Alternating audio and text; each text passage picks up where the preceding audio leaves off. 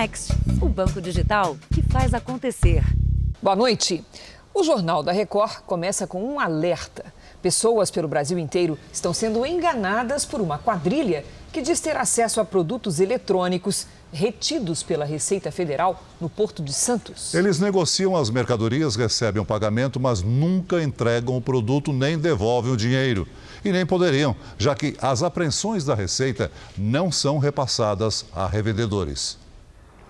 Almir é uma das vítimas do golpe da alfândega. Em janeiro deste ano, ele negociou por um aplicativo de conversas a compra de vários produtos eletrônicos, todos com preços muito abaixo dos de mercado. O contato dele se passava por um revendedor de mercadorias apreendidas pela Receita Federal no Porto de Santos. Almir investiu cerca de R$40 mil na negociação. 24 mil ele conseguiu após revender para amigos os produtos que nunca tinha recebido. 16 mil pegou emprestado em 4 bancos. Por causa disso, sujou meu nome em 4 instituições, perdendo amizades, perdendo dinheiro. Cleiton mora em Minas Gerais e foi outra vítima do golpista. Ele negociou a compra de videogames no valor de R$5 mil. A promessa era receber os produtos em 2 semanas. Depois de 9 meses de espera, só sobraram prejuízos. Quando eu fiz o depósito, eu ainda estava empregado, né, e tal. Hoje eu estou desempregado, tenho hipoteca da casa, tenho carro para pagar. Tanto Almir quanto Cleiton cancelaram as compras feitas, mas não receberam nenhum reembolso. Apenas promessas. Não tem que se preocupar. Cara, eu espero que você tenha passado desde a hora que eles fecharam, que em caso de estorno tinha alguns dias. Eu pedi para baixar os valores da aplicação, tá? De 4 a 5 dias, tá? Este tipo de golpe começou a aparecer este ano. Em nota, a Secretaria de Segurança Pública de São Paulo disse que os crimes estão sendo investigados e que as vítimas serão ouvidas. Já a Receita Federal garante que não trabalha com revendedores e esclarece que todos os produtos apreendidos na alfândega não podem ser vendidos. Eles são doados, leiloados ou destruídos. Qualquer denúncia que tiver, que alguém quiser fazer assim, sobre alguma possível desvio de mercadoria, então tem a ouvidoria também no site do Ministério da Fazenda, que é o caminho que a pessoa pode estar informando a Receita Federal. Veja agora outros destaques do dia. Empresário Luciano Hang diz que omissão de Covid na certidão de óbito da mãe foi um erro. E nega ter financiado notícias falsas. Setor de serviços se destaca entre as novas vagas com carteira assinada. Presidente Bolsonaro apoia a venda direta de etanol e gás de cozinha para reduzir o preço. E na série especial, como o brasileiro tenta escapar da inflação na hora de preparar os alimentos.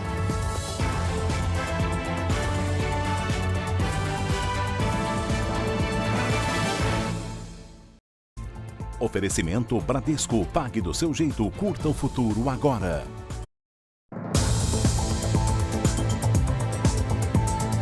No Rio de Janeiro, um grupo é suspeito de aplicar um golpe na venda de carros. A vítima achava que tinha entrado em um consórcio. Na verdade, estava em uma pirâmide financeira. Os escritórios em grandes centros comerciais eram usados para impressionar os clientes. Mas, por trás da fachada de legalidade, a polícia descobriu um esquema de venda de veículos por meio de um falso consórcio. O que foi apurado é que a empresa oferecia um consórcio de automóveis, as pessoas davam a entrada inicial e a maioria, várias pessoas, vários lesados, acabavam não recebendo os automóveis prometidos. Os investigadores acreditam que o negócio era, na verdade, uma pirâmide. As vítimas faziam pagamentos iniciais para entrar no consórcio. Enquanto mais clientes chegavam, os recursos eram usados para pagar os automóveis anteriores. Mas a conta não fechou e o esquema veio abaixo. Pelo menos 30 pessoas caíram no golpe. Elas foram atraídas por propagandas enganosas que garantiam facilidades na hora de negociar. 3 suspeitos que trabalhavam na empresa foram indiciados por estelionato, associação criminosa e crime contra a economia popular. Eles vão responder em liberdade. 12 mandados de busca e apreensão foram cumpridos em endereços ligados ao grupo criminoso. Quem sonhava em ter o próprio veículo ficou no prejuízo. Tristeza, né? Pelo suado, peguei emprestado com os outros. Complicado, cara. Um ginecologista foi preso suspeito de abusar sexualmente de pacientes em Anápolis, no interior de Goiás. Só hoje, 16 mulheres apresentaram denúncia e outras 30 devem depor nos próximos dias. Imagens feitas pelos policiais civis mostram o momento da prisão. Nicodemos Júnior Moraes, de 41 anos, foi preso na clínica onde atendia, na cidade de Anápolis, a 50 quilômetros de Goiânia. O médico ginecologista é suspeito de abusar de pacientes durante as consultas. Uma delas é essa jovem de 22 anos, que prefere não ser identificada e que estava grávida na época dos atendimentos. Bem assediador, fazendo comentários invasivos, toques invasivos, desnecessários, utilizando da profissão dele para abusar sexualmente de mim. A investigação começou depois que outras 3 mulheres procuraram a delegacia. Os relatos são todos muito parecidos. As vítimas ficavam constrangidas com as perguntas e ele sempre usando o cunho sexual ou tentando até envolver a vítima para que ela cedesse a fazer sexo com ele. Só hoje, depois que o caso veio à tona, 16 mulheres também denunciaram o médico.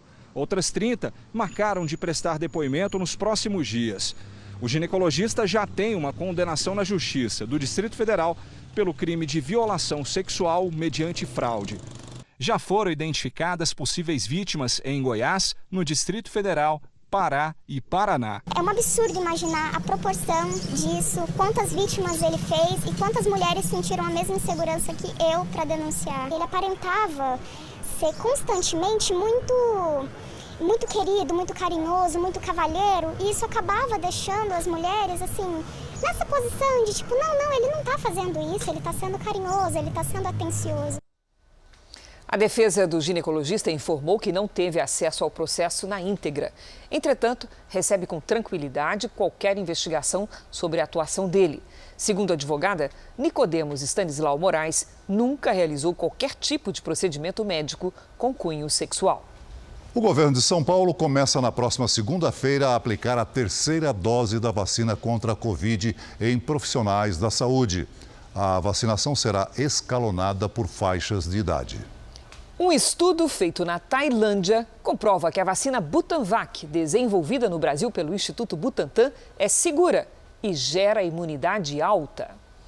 210 voluntários receberam as 2 doses com intervalo de 28 dias. 2/3 não tiveram reações à vacina. O sintoma mais comum foi dor no local da aplicação.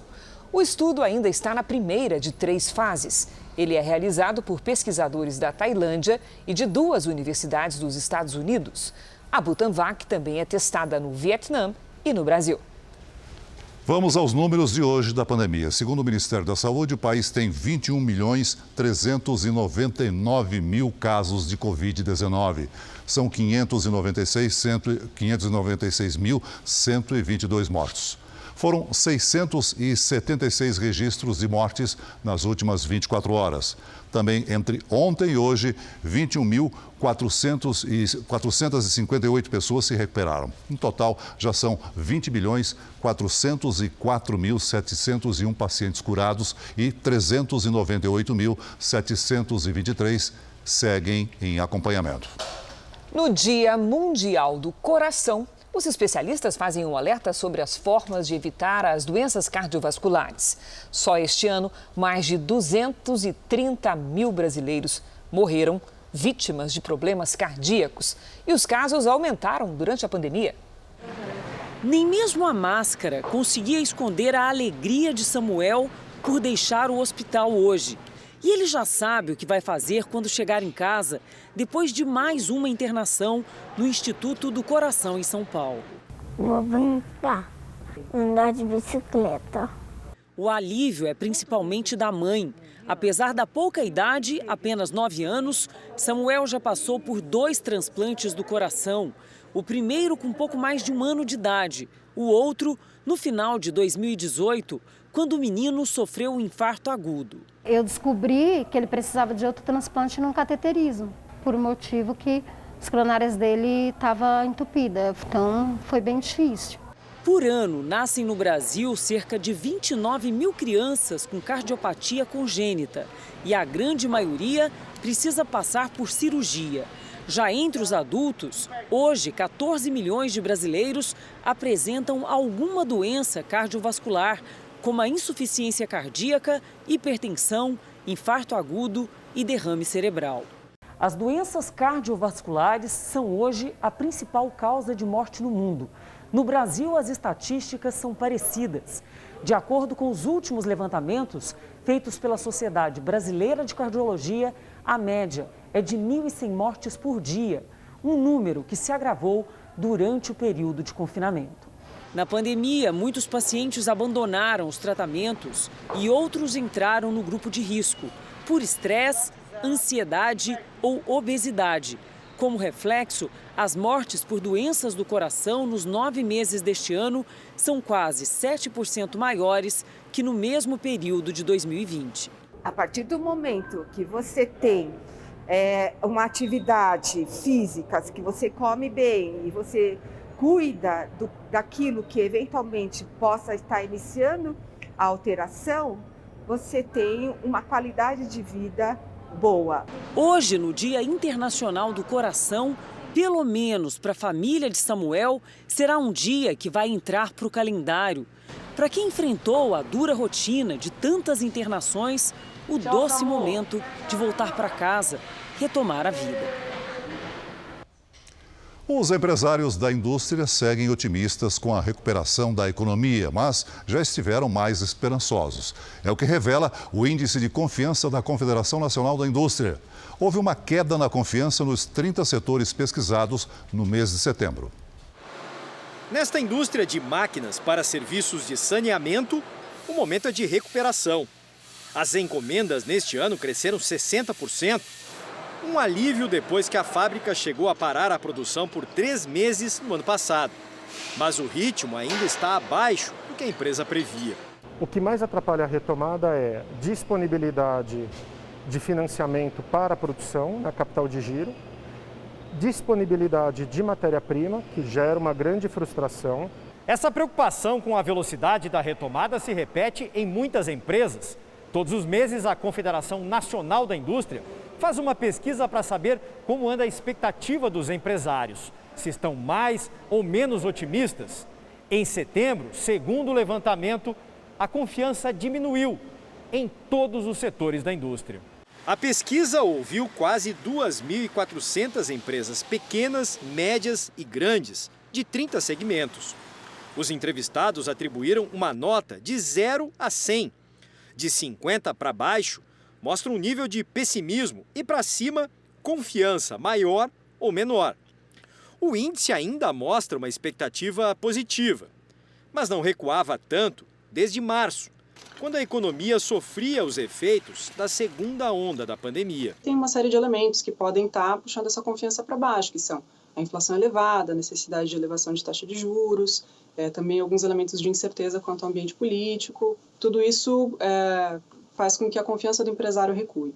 Para o empresário, a confiança pode voltar a crescer se os cenários econômico e político se tornarem mais estáveis e com menos incertezas. Uma agenda política é fundamental, de união de governo federal, estadual, incluindo o governo municipal, para que a indústria retome a confiança, para poder fazer os investimentos, para que possa retomar os empregos.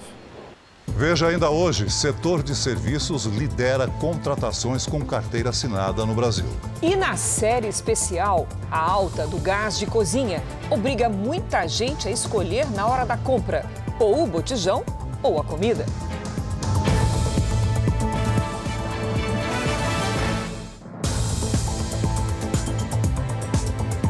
O presidente Bolsonaro defendeu hoje em Roraima a venda direta do etanol e do gás de cozinha. Sem passar por distribuidores, esses produtos pagariam menos impostos estaduais e ficariam mais baratos.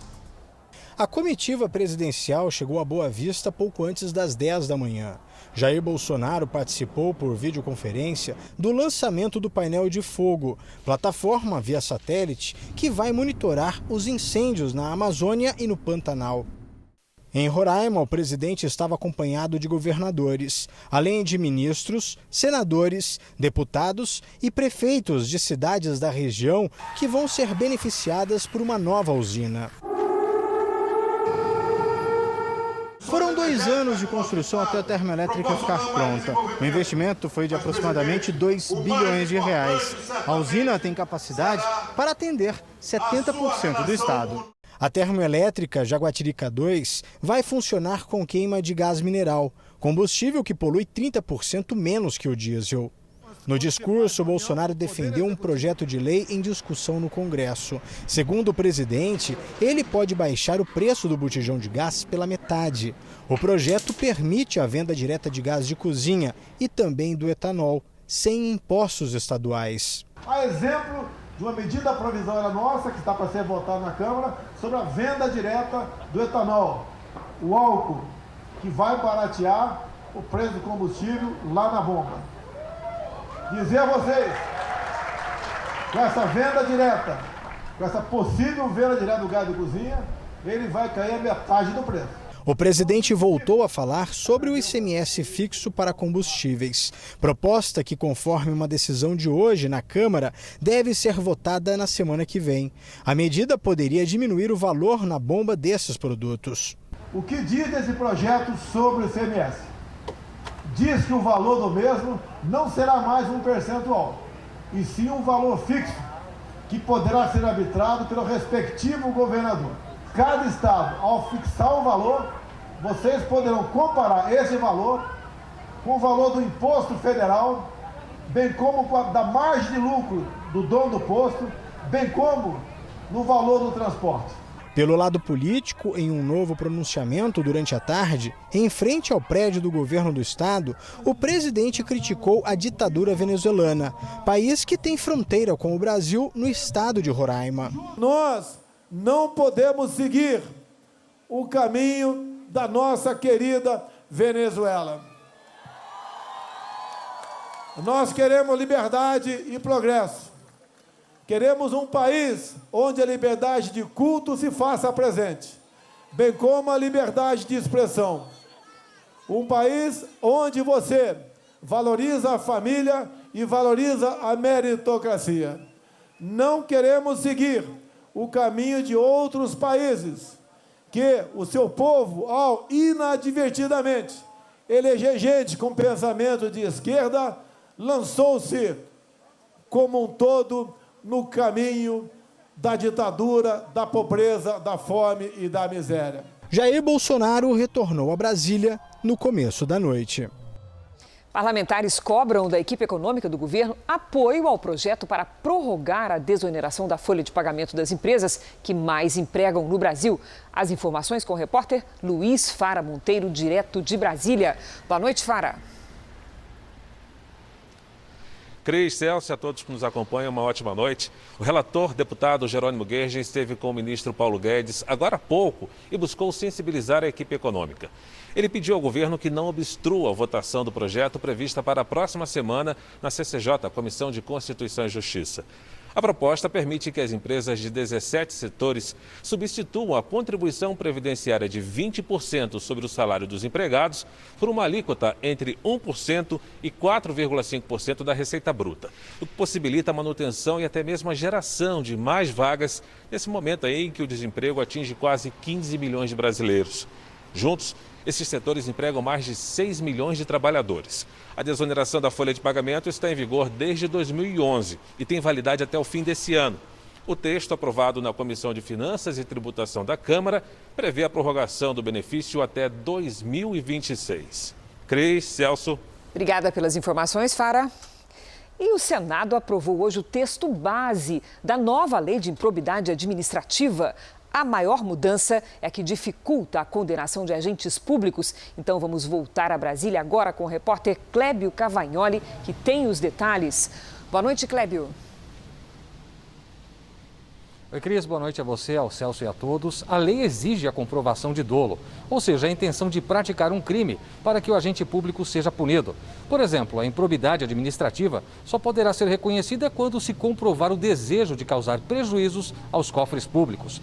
O texto foi aprovado na Câmara em junho e altera, portanto, uma lei de 1992. Como houve mudanças em vários pontos no Senado, agora o texto volta para discussão na Câmara dos Deputados. Cris, Celso. Obrigada, Clébio. Vamos ver agora uma notícia que está em destaque no portal R7. O Serviço de Vida Selvagem dos Estados Unidos anunciou que o pica-pau bico de marfim, olha ele aí que lindo, infelizmente será declarado extinto. A espécie com penas vermelhas na cabeça foi justamente a que inspirou os criadores do desenho animado de sucesso do pica-pau, lançado no país pela década de 40. Para ver essa e outras notícias, aponte a câmera do seu celular para o QR Code que aparece aí na tela da sua TV ou então acesse r7.com. Veja a seguir: o medo da violência faz disparar os investimentos em segurança nos condomínios. E na série especial, brasileiros que aposentaram o fogão e usam a lenha para cozinhar.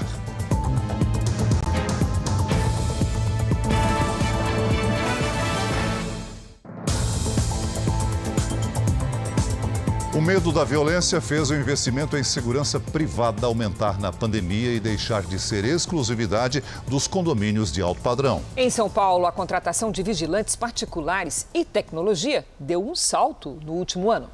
A violência nas ruas do entorno levou os moradores deste condomínio no centro de São Paulo a investir em equipamentos e também a contratar seguranças. A gente teve que optar pela contratação de uma segurança privada para conseguir dar uma sensação de segurança maior para o condômino. Só nos últimos 18 meses, as empresas especializadas registraram um aumento de até 25% na contratação de vigilantes. O vigilante, em sua natureza, tem uma visão analítica, então ele se antecede buscando entender o ambiente e aí prevendo realmente uma possibilidade ou não de um crime. A compra de dispositivos eletrônicos de reconhecimento facial instalados nas portarias também disparou no último ano. Principalmente pela questão pandêmica também, a alteração do sistema de tecnologia é muito mais aceitável você trabalhar hoje com reconhecimento facial ou até mesmo o QR Code, que não existe um toque, não existe ali um contato com o aparelho, né, do que anteriormente era realizado. Com a retomada das atividades presenciais, muitos apartamentos voltaram a ficar vazios a maior parte do dia. Um atrativo e tanto para criminosos que aguardam uma brecha para entrar. Em muitos casos, eles fingem ser moradores, clonam chaves de acesso e fazem tudo isso sem chamar a atenção. No começo de setembro, 2 criminosos invadiram um condomínio de alto padrão usando uma chave magnética falsa. Furtaram joias, relógios e eletroeletrônicos de 2 apartamentos. Neste condomínio de alto padrão, as áreas comuns passaram a ser acessadas por QR Codes, gerados exclusivamente para moradores. Quando você entrega uma chave para um usuário, ele vai lá e ele pode emprestar essa chave e passar para terceiros. E através do QR Code, não. Você tem que ter um celular ou a leitura habilitada para que você tenha acesso ao determinado espaço. Um repórter cinematográfico da RIC TV, afiliada da Record TV, foi agredido no Paraná enquanto trabalhava. Ele registrava a história de um motorista preso após ferir 2 pessoas num acidente. As imagens mostram João Coloniese partindo para cima do repórter cinematográfico Rodrigo Marques, da RIC TV de Londrina, uma afiliada da Record TV. Além de agredir o profissional, o homem joga o equipamento dele no chão. Rodrigo Marques foi levado a um hospital com ferimentos nos braços e na cabeça. João Coloniese é o motorista desse carro vermelho que se envolveu em um acidente com 2 feridos. Ele foi preso em flagrante por lesão corporal culposa de uma das vítimas do acidente. A Federação Nacional dos Jornalistas repudiou a agressão. Em nota, a Associação Brasileira de Rádio e Televisão considerou o ato inadmissível, exigiu punição adequada ao agressor e medidas para a proteção ao trabalho jornalístico. Nossa solidariedade ao colega. No Rio Grande do Sul, um laboratório contratado para fazer exames de câncer em estágio inicial teria realizado os testes por amostragem. Pelo menos 3 pessoas teriam morrido em razão de falhas de diagnóstico. O caso remonta ao período em que o atual governador gaúcho, Eduardo Leite, era prefeito da cidade de Pelotas. Para surpresa dos pacientes que tiveram diagnóstico de câncer, tempos depois de fazer os exames, após 3 anos do escândalo, o Ministério Público Gaúcho decidiu arquivar o inquérito que apurava o caso. A Priscila teve o resultado do exame de câncer de colo de útero negativo, mas anos depois foi diagnosticada com uma forma avançada da doença. O meu exame deu normal e a ginecologista da unidade disse que achou estranho, mas ia cauterizar uma ferida que tinha no meu útero. No próximo ano, como de costume, eu refiz meu histopatológico, porque eu sempre faço de ano em ano, e em dezembro de 2017 ela disse que essa ferida tinha progredido. Ela é uma das vítimas de uma possível fraude em exames de pré-câncer em Pelotas, no sul do Rio Grande do Sul, entre 2014 e 2015. Na época, o atual governador gaúcho, Eduardo Leite, do PSDB, era prefeito da cidade. A atual secretária de Saúde do estado era responsável pela mesma pasta em esfera municipal. Segundo a denúncia de 2018, o laboratório contratado analisava apenas 5 amostras coletadas de cada 500 recebidas. Para as demais, eram feitos laudos padrão, atestando resultados normais dos exames. Feridas grandes no colo do útero que poderiam ser suspeitas de um câncer e o resultado dava negativo. O Ministério Público decidiu arquivar o caso. O problema é que os laudos que sustentaram essa decisão foram feitos entre 2017 e 2018. Mas a denúncia se refere a outro período, entre 2014 e 2015. Esse inquérito ele não respondeu às dúvidas do que aconteceu com as pacientes, a paciente apontada lá no memorando da UBS, né? De fato não entregou uma resposta sobre isso, nem com as outras mulheres que também tiveram seus resultados negativos. Além disso, de acordo com uma norma de 2013, os municípios são obrigados a contratar um laboratório com capacidade técnica específica para fazer a contraprova dos exames. Só que isso não aconteceu em Pelotas. A gestão é responsável por aquilo que diz a lei. E, infelizmente, Pelotas não cumpriu, na época, o que dizia a lei. Não contratualizou esse laboratório tipo 2. E a gente vai ficar sempre nessa dúvida, né? Será que a gente teria essas vidas ainda se não tivesse, né? A gestão não tivesse feito o que ela deveria fazer? Eu realmente fiquei muito chocada e muito sentida pelo descaso no atendimento, porque eu me senti desvalorizada por não ter condições de pagar um pré-câncer particular. O Ministério Público do Rio Grande do Sul declarou por meio de nota que o processo foi arquivado porque não se verificaram irregularidades e não há justa causa para o prosseguimento das investigações. O governador do Rio Grande do Sul também optou por se comunicar por nota. Eduardo Leite diz que não há o que acrescentar a respeito do episódio e que as perícias realizadas não encontraram evidências de fraude.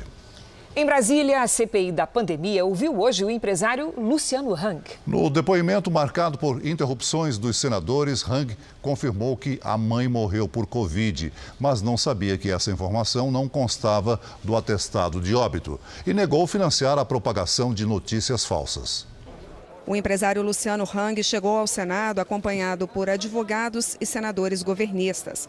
Hang usou os 15 minutos iniciais do depoimento para falar sobre a própria trajetória. Nada devo, não fiz nada de errado e a CPI não tem prova alguma contra mim. No depoimento, Luciano Hang confirmou ter contas no exterior e negou a acusação feita por senadores de oposição de que financiou serviços que propagam notícias falsas. Eu quero afirmar aqui, nesta Casa do Povo, com a consciência tranquila e com a serenidade de que tem a verdade ao seu lado, que não conheço, não faço e nunca fiz parte de nenhum gabinete paralelo.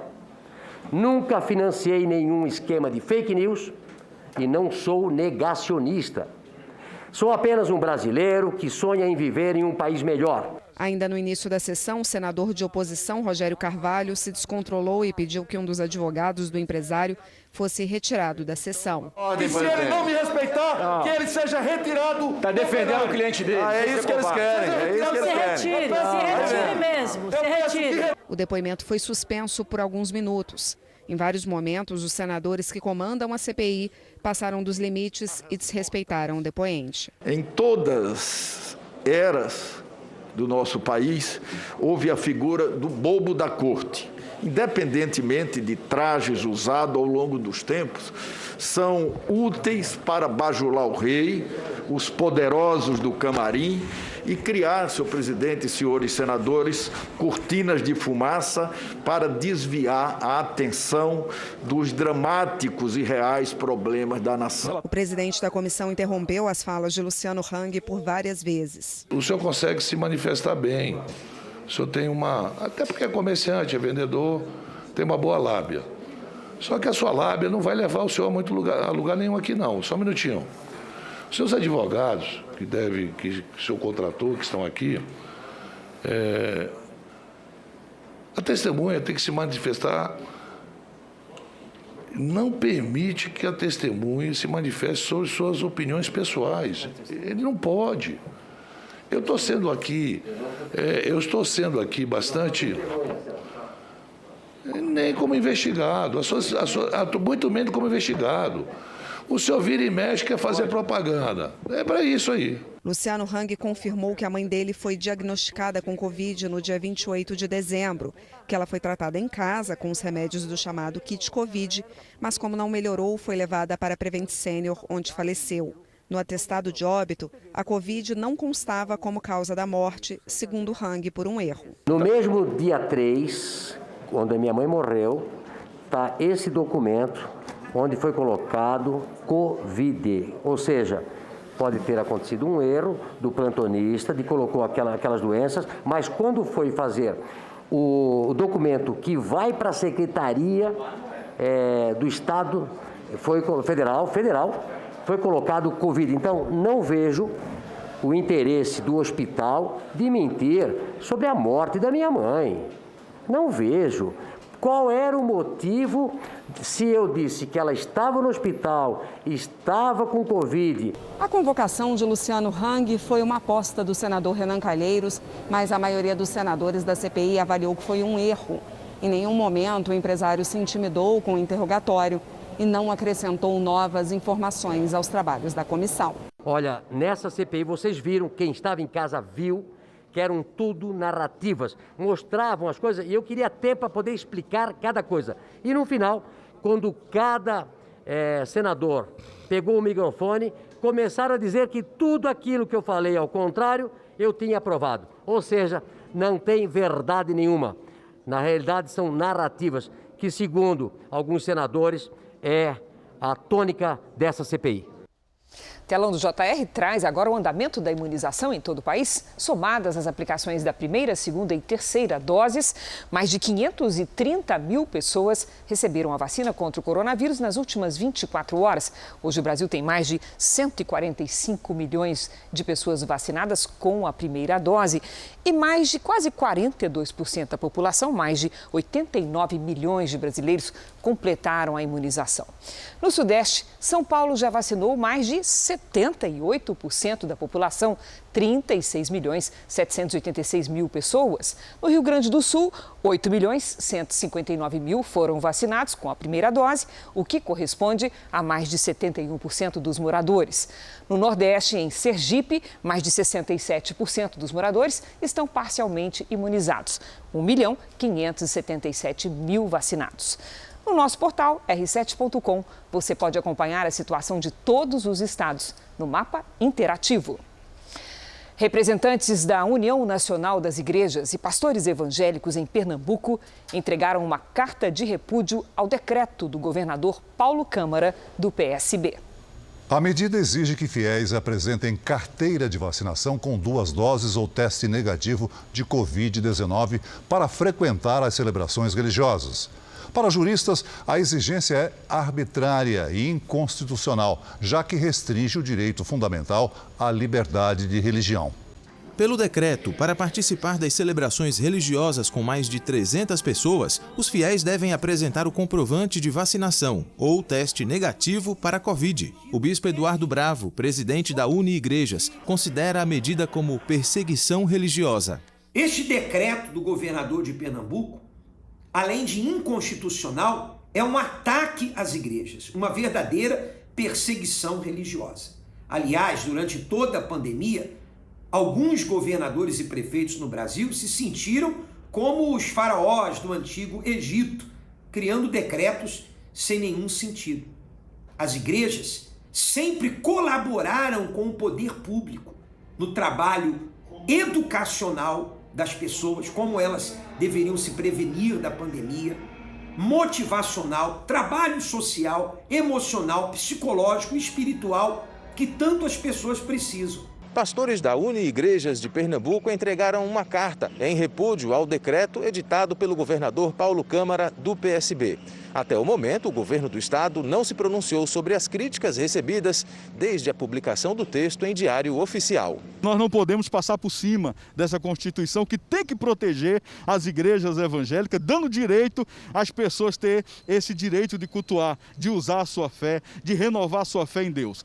Os líderes religiosos reforçam que as igrejas cumprem o distanciamento social e todos os protocolos sanitários para dar segurança aos fiéis. A grande maioria da igreja tem buscado a vacinação e já está, muitos já vacinados, né, com as duas doses, alguns já se candidatando para receber a dose de reforço.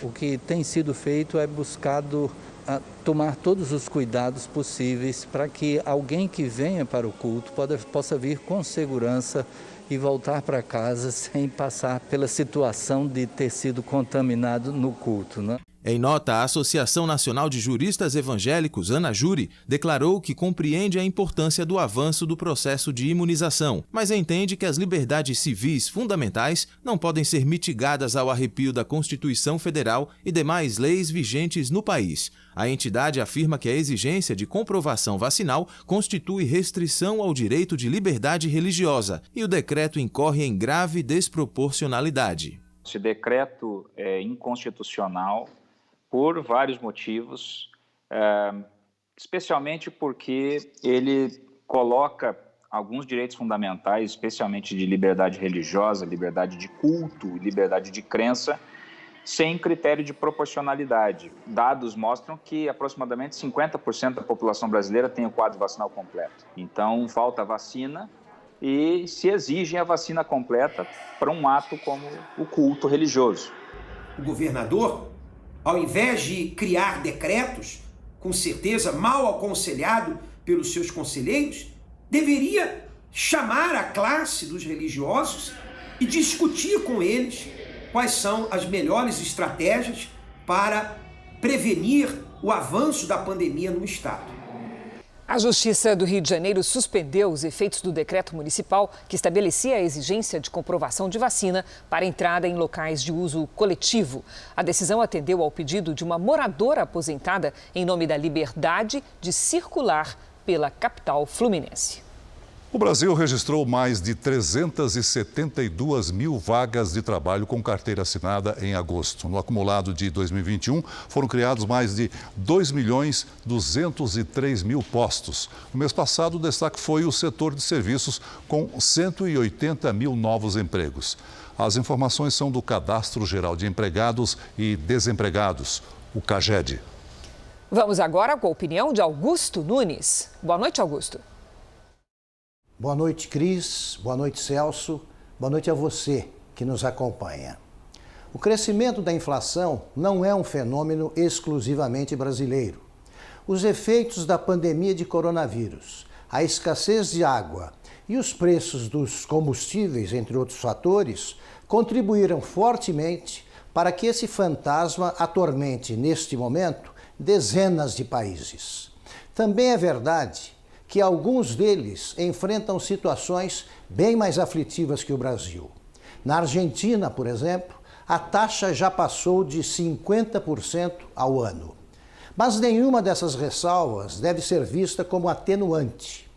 Pelo contrário, são agravantes que confirmam que a inflação deve ser encarada pelo Ministério da Economia como sua prioridade número 1. O Banco Central, agora independente, tem um papel importante a desempenhar no combate à inflação. Cabe ao Banco Central, por exemplo, evitar que juros baixos estimulem o consumo.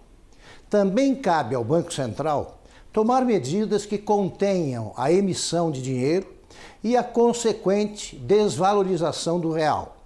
Mas cumpre ao ministro da Economia liderar o esforço para, por exemplo, reduzir os gastos públicos, promover reformas modernizadoras e reduzir o peso dos impostos. A taxa de inflação está próxima de 10%. A equipe econômica terá fracassado caso seja consumada a ultrapassagem desse limite.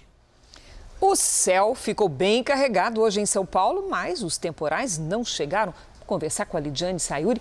Cadê a chuva, Lid? Mudou a rota, viu, Cris? Boa noite para você, Celso, você também que nos acompanha. Olha, a frente fria perdeu força em Santa Catarina. Ventos no alto da atmosfera se meteram no caminho e fizeram com que a frente fria perdesse o embalo. Ela segue de qualquer forma, mas mais lentamente, e deve trazer chuva para São Paulo nas próximas horas, mas sem muita intensidade. Nesta quinta, o tempo muda também no Rio de Janeiro. Do norte do Paraná até o sul do Ceará, tempo firme e quente. No norte, chove apenas em alguns pontos de todos os estados. Previsão de chuva também no litoral do Nordeste. No sul, o alerta para temporais com granizo segue em Santa Catarina e no Rio Grande do Sul. As rajadas de vento podem chegar aos 60 km por hora. Nesta quinta-feira à tarde, faz até 22 graus em Porto Alegre. No Rio de Janeiro, 25. 35 em Campo Grande, em Teresina 36 e em Manaus até 33. Em São Paulo, dia nublado e mais fresco, com chance de garoa, máxima de 23 graus. Na sexta-feira, 25, com a chegada de uma frente fria e aí sim chance de temporais. No sábado, 26 graus e no domingo até 28. Tempo delivery. O Marcos está de olho na previsão para São Carlos, no interior de São Paulo. Vamos para lá, Celso. Marcos, o calor segue firme e forte por aí. Mesmo com as pancadas de chuva à tarde e à noite, nas horas mais quentes do dia, a umidade cai. Nesta sexta, faz até 33 graus e a chuva à tarde pode ser forte. Fim de semana com máximas de 32 e 31 graus. Delivery para o Breno, do Recife, Pernambuco. Breno, o calor e o tempo instável marcam os próximos dias no Recife. Nesta quinta, máxima de 29 graus. Na sexta, faz até 30 e no sábado, 29 de novo. Participe do Tempo Delivery pelas redes sociais. Mande a sua mensagem com a hashtag #VocêNoJR. Eu volto amanhã, gente. Valeu, Lidy. Até amanhã. Até. Nos Estados Unidos, um condado que recebeu 30 mil imigrantes ilegais desde o começo do mês pretende processar o governo Biden pela crise na área de imigração. Os condados são regiões administrativas menores que os estados e maiores que os municípios. O de Val Verde, no Texas, fica na fronteira com o México. O processo serviria para forçar o governo federal a agir para interromper a imigração ilegal. Ontem, o estado da Flórida também anunciou uma ação legal contra a administração Biden. Os Estados Unidos vivem uma crise sem precedentes na fronteira sul. O Departamento de Segurança Nacional informou que cerca de 4.600 haitianos foram deportados nos últimos dias. Biden ainda negocia com o Itamaraty a ampliação dos voos dos Estados Unidos para o Brasil com deportados. Temporariamente, serão 2 por semana. A medida é reflexo do aumento de brasileiros detidos ilegalmente na fronteira. O gás de cozinha virou um dos vilões do orçamento das famílias. Subiu quase 5 vezes mais que a média da inflação em um ano. Na nossa série especial, você vai conhecer brasileiros que tiveram de voltar aos tempos do fogão a lenha.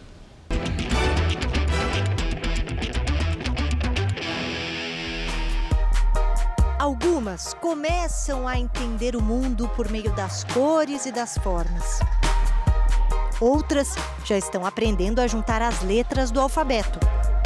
Todas as crianças aqui precisam de um empurrãozinho, porque ficaram mais de um ano sem ir à escola. Nossa, a pandemia foi muito complicado, porque alguns pais até estavam desistindo de mandar as crianças para a escola ou de fazer as aulas online. Então, a gente acabou socorrendo. Vânia é presidente da Associação de Moradores do bairro de Monte Serra, em Itapevi, na Grande São Paulo. Além do reforço escolar para as crianças, a associação oferece cursos profissionalizantes para os pais. Tudo de graça. E quem paga a conta é o frango assado. Ele é muito gostoso, muito bom o frango, viu? Uma delícia. Qual é o problema? Então, o problema foi que teve um aumento muito drástico no gás. Em abril, ela pagava R$ 89,00 pelo botijão.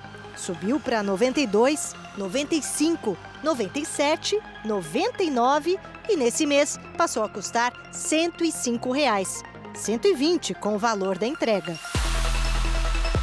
Vânia colocou tudo na ponta da caneta.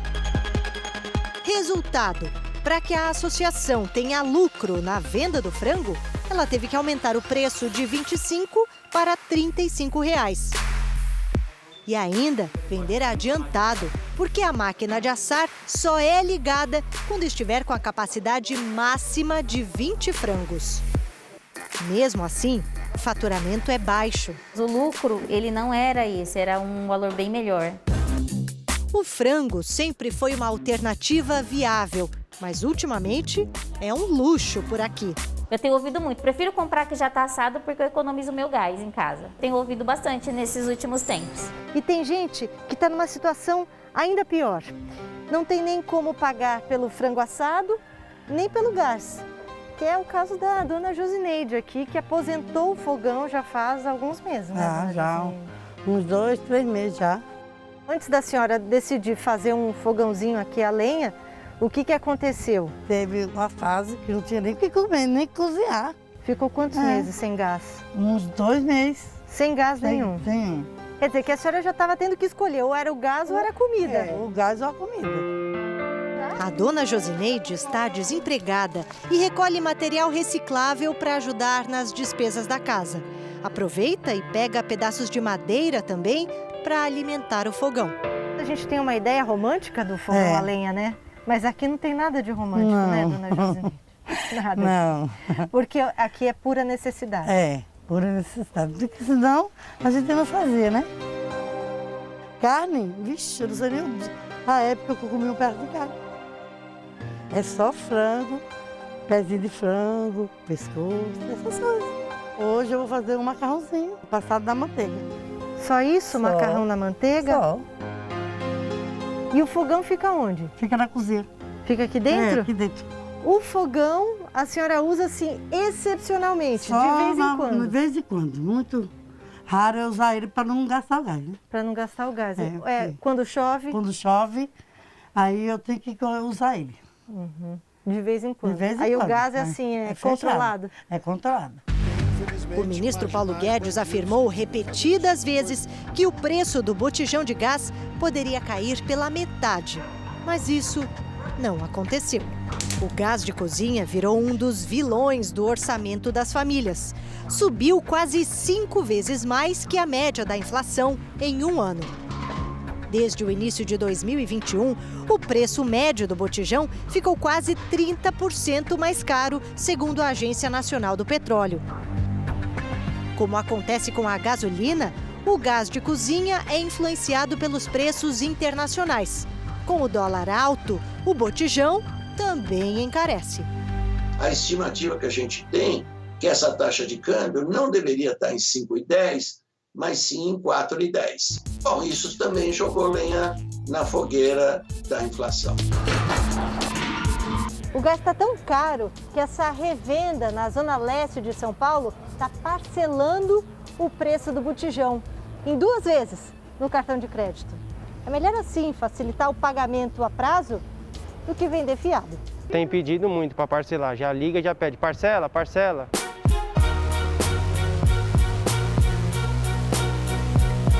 A dona Rosa ganhou o botijão de presente da filha. Foi minha filha lá de Osasco que comprou no cartão dela para mim poder pagar. A senhora não consegue? Porque eu trabalho fazendo limpeza numa casa. Uma casa, o dinheiro, você chega aqui, você já não tem mais ele.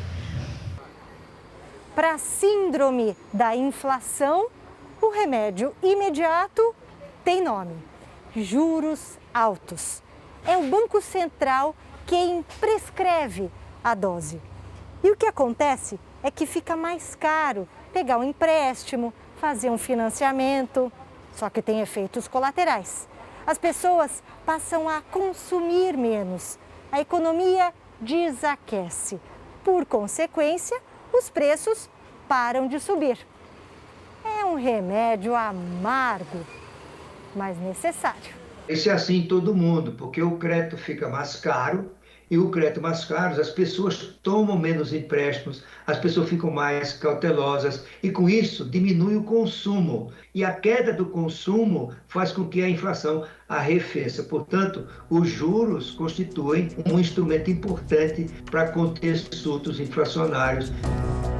Enquanto a inflação queima a renda das famílias, milhões de brasileiros precisam fazer duras escolhas todos os dias. Ou o gás ou a comida. É. Não dá para comer gás, né? Não, não dá. Se compra o gás, você não compra o arroz, não compra o feijão. É que você não tem muito o que fazer. Ninguém está acostumado com nada na vida. Mas... não tem para onde correr. Não tem para onde correr.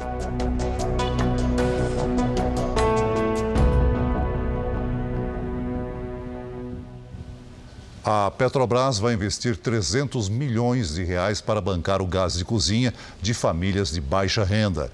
O programa ainda está em fase de estudos antes de ser implementado. E a Câmara dos Deputados também aprovou um programa de auxílio para que famílias comprem o gás de cozinha. O governo fica autorizado a pagar o auxílio diretamente aos beneficiados e o Ministério da Cidadania vai estabelecer as regras. O Jornal da Record termina aqui. E à 00:30 tem mais Jornal da Record. Fique agora com a novela Gênesis. A gente se vê amanhã. Até lá. Boa noite e até amanhã.